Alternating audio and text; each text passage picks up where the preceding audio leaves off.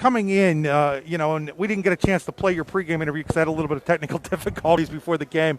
But we talked about, playing a team 3 times and having lost to a team twice already.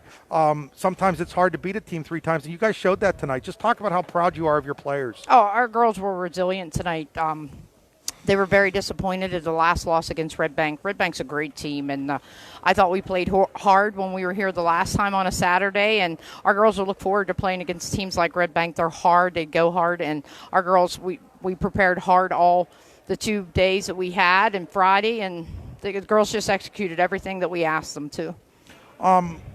A situation where in the first half there were 13 lead changes, and we saw a fourth quarter that was a lot like that. Our third quarter, a lot like that. Talk about your team's ability to then extend into a lead in the fourth quarter and how important that was. Oh, it was very important. I thought Aslan Pride took leadership in making sure the girls knew what we needed to do. She plays with sometimes 4 freshmen on the floor, and she takes a leadership role and does well. But those girls that were on the floor at the time, they're patient. They look up to Aslan. And we don't need a big shot. We just need a shot. Just be patient, work the ball, and make them work for it. Talk about that. You had 3 freshmen on the court in the last 2 minutes, holding, I think, at the time, a 4-point lead and then a 6-point lead.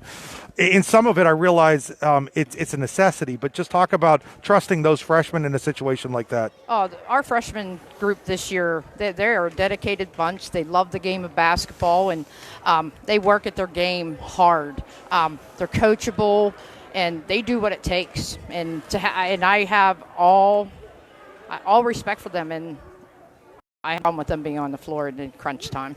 I think back to the middle of December before the shutdown and the first game that you played against Clarion, and Abby Jewett late in that game came up big for you. Today it was in the first half. She's had some struggles during her freshman year. She had to overcome an injury. She's had some up and down playing time, which is typical for a freshman. But just talk about her coming up in the biggest game of her life up to this point and playing the way she did in that first half. Abby Jewett's a player. She's ready. Anytime her name is called, she's ready, whether it's whatever I ask her to do, she's ready. And she knows what her role is.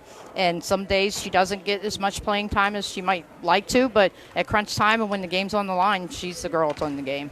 Just talk about getting back to the District 9 title game. Last year you lost that heartbreaker in overtime to Brookville. Just what does it mean to get back to it with a group that has some returning players and some new players? First of all, it's the first playoff win for some of these girls, so that's a big plus for them. Getting back to the D9 championship game, that's what you look for all year. Last year was a heartbreak, and I think our girls fed off of that for this year. And we know going over to Punxsutawney, it's going to be a tall order. They're a great team. We played against them before, and they lit us up, and we're going to have to go to work, look at the game film, make some changes, and hopefully play better than we did the first time we played against them. Well, Dee, excuse me for a second. Sorry about that, folks. I completely got a dry mouth and couldn't talk there for a second. Just wanted to congratulate you, Dee, again on the win today, and good luck in the championship game against Punxsutawney. Thanks for everything that you've done for us so far this year at D9and10sports.com. Really appreciate it. A lot of fun covering your team. Thank you so much, Chris. That's Dee Arblaster, the head coach of the Moniteau Warriors. Her team defeats Red Bank Valley tonight, 57-47 in the District 9 Class 3A semifinal game.